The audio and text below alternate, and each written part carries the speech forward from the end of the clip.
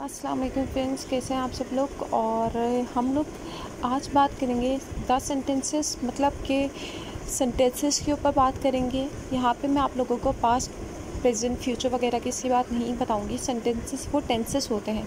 यहाँ पे हम सेंटेंसेस की बात करेंगे कि हमारे पास कितने किस्म के सेंटेंसेस होते हैं। हम लोग रोज़मर्रा आपस में बात कर रहे होते हैं, हम लोगों को नहीं पता चलता कि हम लोग सेंटेंसेस के थ्रू बात कर रहे हैं। तो हम लोग जो सेंटेंसेस हैं उनकी भी एक अपने जो नाम होते हैं, मैं आज आप लोगों को वो बताऊंगी कि जो हम लोग इंग्लिश में जब सेंटेंसेस पढ़ते हैं तो हम लोग उस सेंटेंसेस की भी टाइप्स होती हैं। तो सबसे पहले सेंटेंसेस की बात करते हैं। We use when we speak और write we use words, we generally use these words in groups like little Jack Horner sat in a corner, something like that. A group of words like this which makes complete sentence is called a sentence. So जब हम लोग एक complete sentence लिखते हैं जिसमें हमारा जो sense है वो समझ में आ रहा है तो उसको हम लोग कहते हैं सेंटेंस। ये एक बहुत ही छोटी सी बात थी और ये आप सब लोगों को कॉमन है, तो कॉमन सी बात है, आप सब लोगों को मालूम है। तो मैंने इसको यहाँ पे इसकी जो डेफिनेशन है 10 सेंटेंस की वो नहीं लिखना ज़रूरी समझी। टाइप ऑफ सेंटेंसेस, तो कितने किस्म के सेंटेंसेस होते हैं। There are 4 types of sentences. Declarative sentence, declarative और assertive sentences, interrogative sentence, imperative sentence, exclamatory sentence.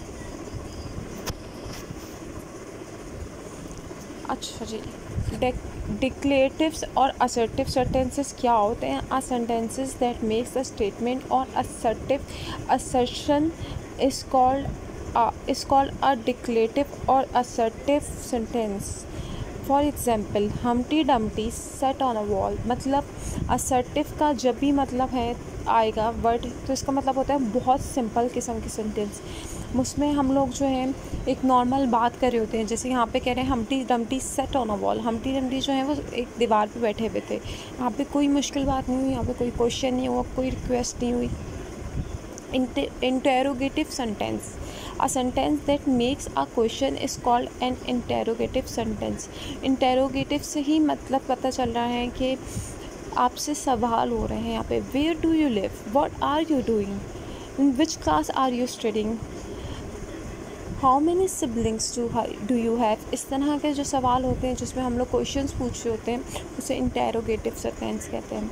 Imperative sentence, a sentence that expresses a command, request or an inquiry is called an imperative sentence. For example, have mercy upon us, be quiet। अच्छा, imperative sentence वो sentence होते हैं जिसमें हम लोग अपना एक command express कर रहे होते हैं, मतलब हम अपनी अथॉरिटी दिखा रहे होते हैं दूसरे बंदे के ऊपर। हम लोग दूसरे से रिक्वेस्ट कर रहे होते हैं कि प्लीज़ क्लोज डोर। और इसमें हम लोग कभी कमांड दिखा रहे होते हैं, कभी रिक्वेस्ट कर रहे होते हैं। जैसे हैव मर्सी अपॉन अस, यहाँ पे कह रहे हैं कि प्लीज़ हम पे अपना करम करो। और दूसरी जो इसकी एग्जांपल है वो लिखी हुई बी क्वाइट, मतलब खामोश हो जाओ। यहाँ पे हमने अपना कमांड शो किया है। Exclamatory sentence, a sentence that expresses strong feeling is called an exclamatory sentence. For example, how cold the night is, what a shame। मतलब जहाँ हम लोग अपने strong feeling को express करना होता है उसको exclamatory sentences कहा जाता है। आई होप कि आप लोगों को ये वीडियो समझ में आई होगी। सेंटेंसेस याद रखें, सेंटेंसेस याद रखना बहुत ज़रूरी है इंग्लिश में। Thank you for watching.